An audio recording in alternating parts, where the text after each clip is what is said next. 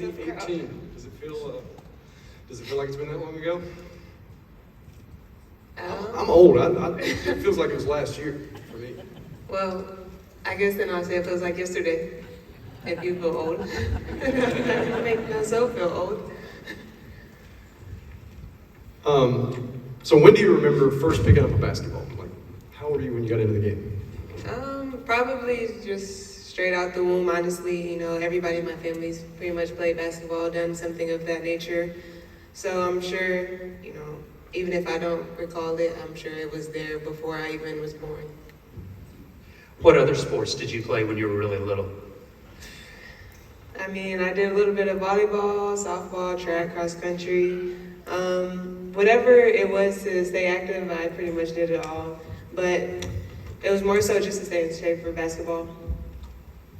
So did you have a growth spurt at an early age? I mean, were you the tallest kid in class? And what was that like? Did you like being the tallest kid, if so? Actually, for a little while, I wasn't the tallest. So I did feel like kind of normal, I guess, if that's what you want to say. But I did hit a growth spurt in high school, and then just from there, I feel like I'm still growing to this day anyways. You said you tried other sports, but a lot of it was just to stay in shape for basketball. When did you know that basketball was going to be your favorite sport? I think I always knew it deep down. But really when, you know, I started doing other sports and it still felt like everything else was weighing on me. Like when I would play basketball, like I didn't have to worry about anything else. But when I was playing other sports, like I didn't feel that same sense of gratitude, I would say. I still felt like, you know, there was so many other problems going on. But whereas with basketball, it just felt like I could just be free. Now, at Bradley Central, I remember one of the sectional games that I covered, you played multiple positions, whether it was foul trouble for somebody else, you were bringing the ball up the floor, or then going in and playing the below post. Did you play every position, and did you have like a favorite position, or you like being that versatile? I think I probably did touch every position. Still, even now, being so versatile and playing a lot of positions, I think it's probably the 4. Because, you know, at the guard spot, you have to do so much. You have to handle the ball. You have to get pressured. Whereas if I'm at the 4, like, okay, I got to guard the other team's 4, but I don't have to bring the ball up the court. Like, the 4 just has a position off to the side where I can just get some rest and, you know, just shoot threes. So I think that's probably my favorite. All right, when you played teams from out of town or you played some other teams from around, was it a different Rhyne Howard when you played Cleveland? When Bradley Central played Cleveland, how different would you say you were in those games?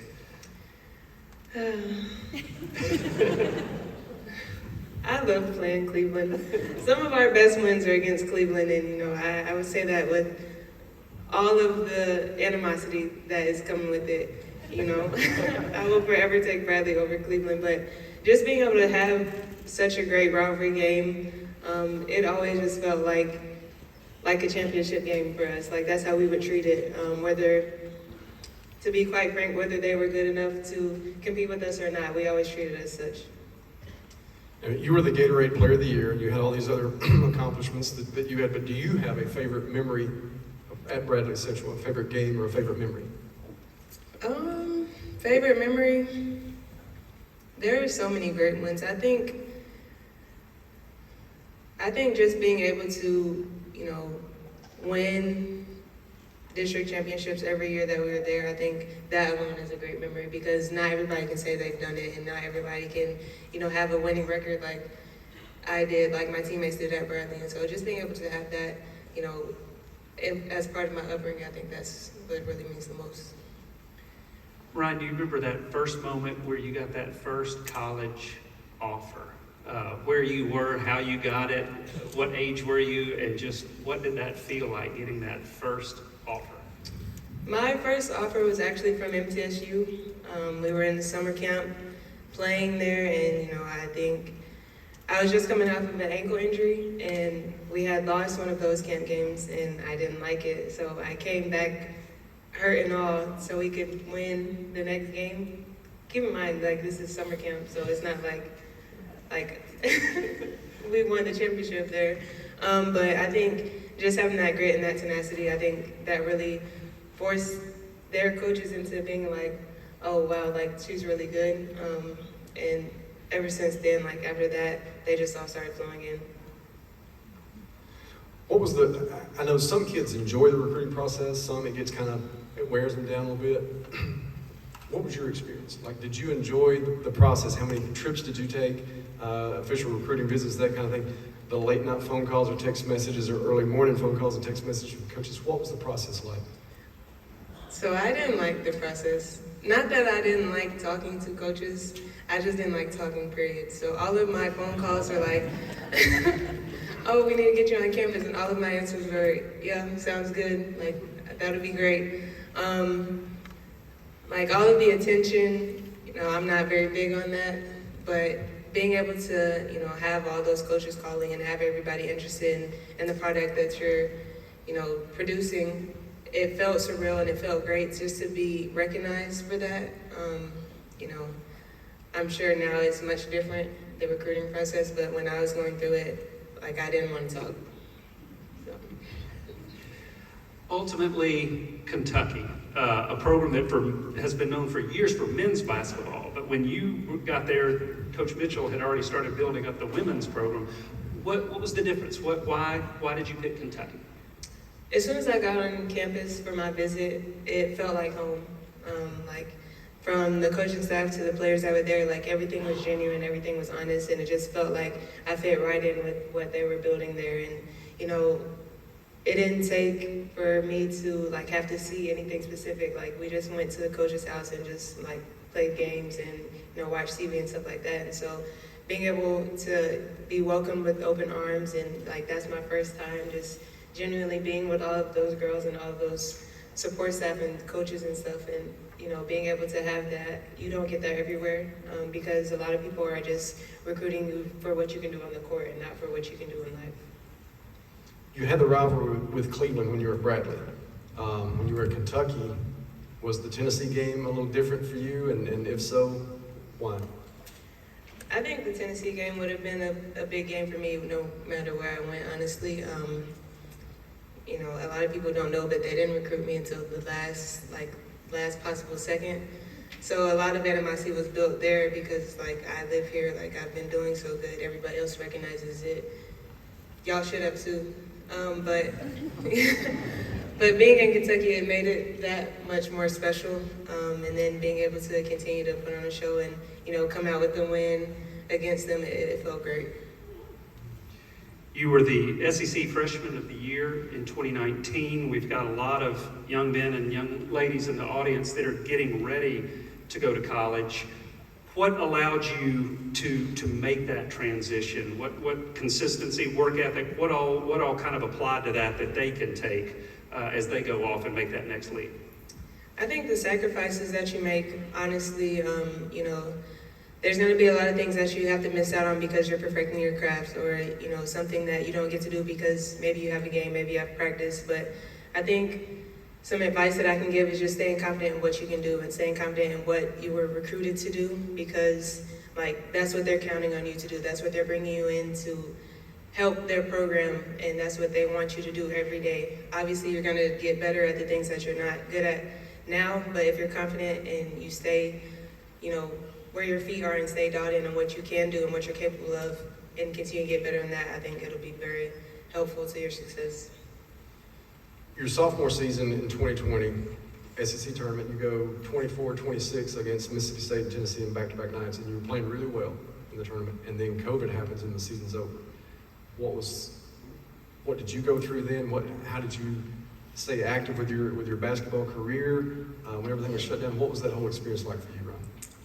It just kind of all happened so quickly. We were already out of the SEC tournament when, they announced it, but not even getting the chance to redeem ourselves, I think that's what hurt the most. And then, like, you never have the same team twice. And so I think also with having that and, knowing that I wouldn't be able to play another game with my seniors at the time, or even, like, when people transfer, not being able to play with them for another game to try to redeem ourselves and not come off of a loss. Like, some people were like, your season's gonna end with a loss, but for ours to end the way it did, like, it just hurt everybody. But as far as staying active, like, once they started opening like the public spaces back up, like I would go and, participate in some scrimmages and runs and stuff and, try to get that pro mentality because I was playing with pros down in Atlanta. And so being able to, have that access to that and, continue to do that and continue to work, I think that really helped going into the next year. You were the SEC Player of the Year on multiple occasions. Did you have a favorite moment or a favorite game at Kentucky? My favorite game at Kentucky will always be the SEC championship senior year because that is my only championship. And so being able to end that season on a bang, nobody expected us to do what we did. And so to beat the odds and do it, it was just great. And, everybody, what we went through that year, it just felt great for everybody. Like, it's so surreal. Even thinking back to it sometimes, I think, like, I don't know how we did it, but we did it. Leading up to the draft, there were a lot of publications, a lot of things on the web that were saying you were going to go number one. When did you have an inkling? When did you know? I mean, were you surprised at all, or did you have a pretty good idea? You'd spoken with Atlanta and you knew you were going number one? I knew I was going to go number one junior year.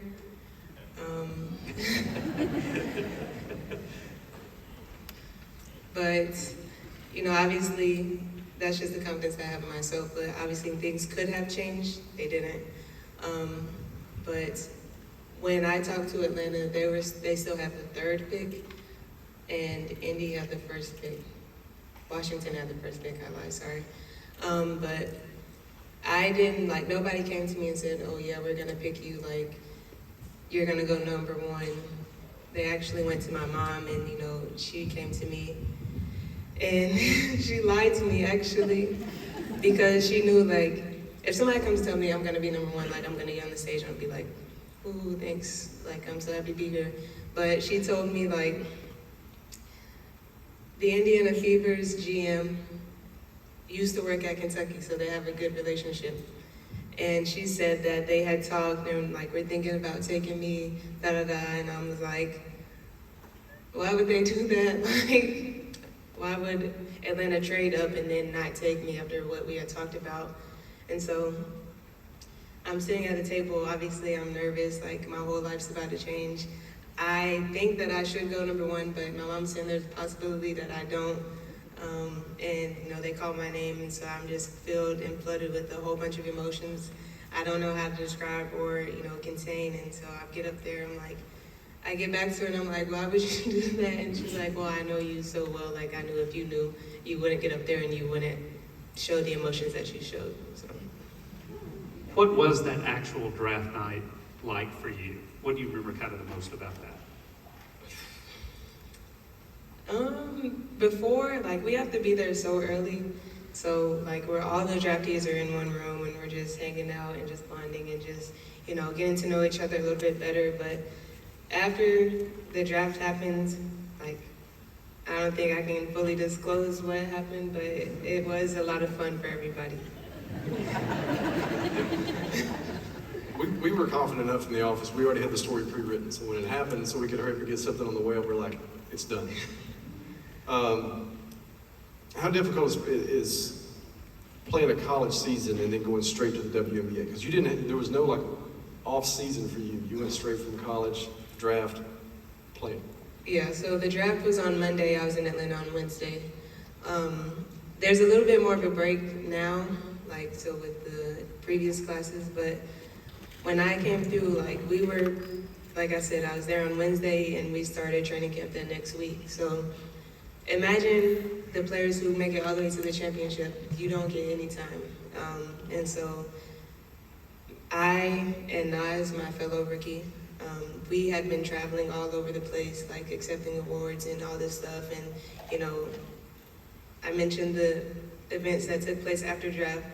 To then have to go to a whole new city, a whole new state. I didn't even get to go I didn't even get to go back to Kentucky to pack up my room. My mom did it and make sure all my stuff was out. And so being able to now at least have a couple of weeks to regather and just get ready for your life changing, I think that's been helpful for the rookies that are coming through now. You obviously handled it well. You were Rookie of the Month 4 consecutive months. Did you petition to the WNBA to rename that the Rhyne Howard Rookie of the Month? I think that you guys have to start the petition. I can only sign it. You recently became the fastest WNBA player ever to reach 300 career three-pointers. What is a typical practice like for you? How many threes are you shooting? Do you have a set number that you like to make in your spare time? How does that work? I actually haven't shot a ton lately. In practice, we don't shoot that much. We'll go over our offense and go over the defense and stuff. But I like to shoot threes, so I'm gonna get them up in the game. It's not very efficient right now, I will say, but I do like to shoot, and so that's what I've perfected, and that's what I'm gonna continue to work on. Was there an adjustment? Is there a difference in playing SEC games, an NCAA tournament game, and then WNBA? How do you kind of make those? Because there's some games I'm sure it's not, the competition is not to that level. So, but in those games, what's that like for you? Well, when you play in the SEC, every game you have to treat like that. I think that's the best conference in the world to prepare you for something like what I'm doing, to prepare you for the pros, to prepare you to play every game like it matters, because they do. Between the top teams in the league and the worst teams in the league, you never know what you can get. Everybody can be beat, everybody can beat somebody. And so approaching every game like that and approaching every day, every practice, and with a sense of we don't want to be beat. We need to win games. We need to play to win and not play not to lose. And just treating everybody with the utmost respect, because you never know what can happen. They could shoot 70% from the field and you could shoot 30, but as long as you are still approaching that and still trying to do the little things to make sure that you're coming out with a win, I think that's how you have to approach it. Rhyne, your career has not only taken you to the largest cities around the country these days, but you've gone global with your experience last year at the Olympics, getting to play in the 3-on-3 basketball and representing the United States. What was that experience like? I think anytime you put on the USA jersey, it just feels great to be able to be one of the few that's representing the country. To do it with 3-on-3, you gain a new level of respect for the women that play 3x3 and the men that play 3x3, because it's so physically and mentally taxing. It's just nonstop. There's very rare whistles and very rare game stoppage, and so being able to be in shape and being able to prepare for something like that, it takes a special type of player. Did you have a favorite part of Paris? I'd probably say just seeing the Eiffel Tower in person. 3x3, we didn't have a lot of downtime because we played every day, but just being able to be out there and, like I said, represent the country and, see the world for more than what it is, which is just basketball, or more than, whatever sport that you're participating in. I think that was great to be a part of. Multiple-time WNBA All-Star. You average about 16 to 18 since you came into the league or so. What do you do to stay that consistent, to be that consistently good at the highest level? Well, you have to be comfortable being uncomfortable, and you have to prepare yourself as such, because once you start doing something, teams are going to catch on to that and they're going to, game plan for that. So you can't be one-dimensional. Obviously, everybody knows I like to shoot threes, but being able to do other things, being able to keep my teammates involved, being able to attack off the dribble, stuff like that, changing it up every year so that teams can't just guard you. They can't have one game plan that works for the entire time. And so being able to keep everybody on their toes, I think that's what's been very helpful for me. Rhyne, it's no secret women's basketball has just enjoyed a gargantuan growth in recent years. And you think about playing in Atlanta and playing in Phillips Arena, and just the arenas you're playing in now around the league. What has it been like to just be a part of this wave of success that the sport has enjoyed? It's been great. Honestly, even when I was watching before I got here, it was, I thought it was always something special, but being able to be here and being a part of the growth that you mentioned and being able to have a stamp on this league, I think that it's just special because everybody that comes in, I think I can speak for everybody in the league, everybody that comes in, they want to see the league grow. And so being able to, have an impact and, doing things that we want and, you know, putting the pressure on the league to force growth and continue to have that growth and, you know, having new fans come in and giving them something else to be proud of or giving them somebody else to root for. I think it's always been the end goal for anybody that comes into the W. And so I think that we have the product, and so just having the platform and, you know, getting it out for more people to see it, it'll continue to grow. What is the season's such a grind? You have practice, travel, games. What are some things you do to kind of either disconnect or just get away and kind of, you know, free your mind a little bit to get away from the game? I do art, so like I'll draw or paint. Big Lego builder, big golfer. So I'll get out there and hit some video games, just stuff that, you know, you don't really need somebody else to do with you, but, you know, if you do have somebody that will, it's always fun too. But just having something that you can do alone and, you know, you can get into your own zone and not focus on anything else that's happening around you, I think that's really helpful. What do you see Rhyne Howard doing 10 or 15 years down the road? Would you like to stay in basketball and coaching, or would you like to go a different path? I'd like to go a different path. I think the experience that I had coaching, I think that was more than enough for me. Obviously, it was great. It's so funny. It was great to be able to give back and be able to, you know, be a part of those girls' growth and, you know, be something that they could look up to and, you know, being that statement of, you know, where you want to go, and I'm giving you that instead of like, you know, I say this all the time, when I was playing, my coaches, they knew what the league was like 15, 20 years ago, but being able to tell you what it's like and how it's growing and, you know, the trends that it's moving on now, I think that's very helpful for them. You know, whether they were annoyed with me or took it, I think that, you know, I'll be looking in a couple of years and seeing some of them there. I don't know if your Uncle Mark is here tonight. It's right there. Is he? Mark was a really good player at Brainerd. And anybody that doesn't know, he'll tell you how good he was. When's the last time he challenged you to a one-on-one? And when's the last time he was able to beat you in a one-on-one? I was probably still in middle school last time he challenged me. I don't remember last time he could beat me. He be cheating. I know how proud your family is, and they follow you. Social media, they let everybody know how you're doing. What does that mean to have that kind of support? You know, it's a 2-hour drive down there for them, so it's not far. They can come down and watch you, but just to have that support from your family as well as, you know, your coaches from Bradley Central and former teammates and that kind of thing, that they're close enough they can be there and support you. It's great. It's unwavering. It means a lot because I know that not everybody can get it.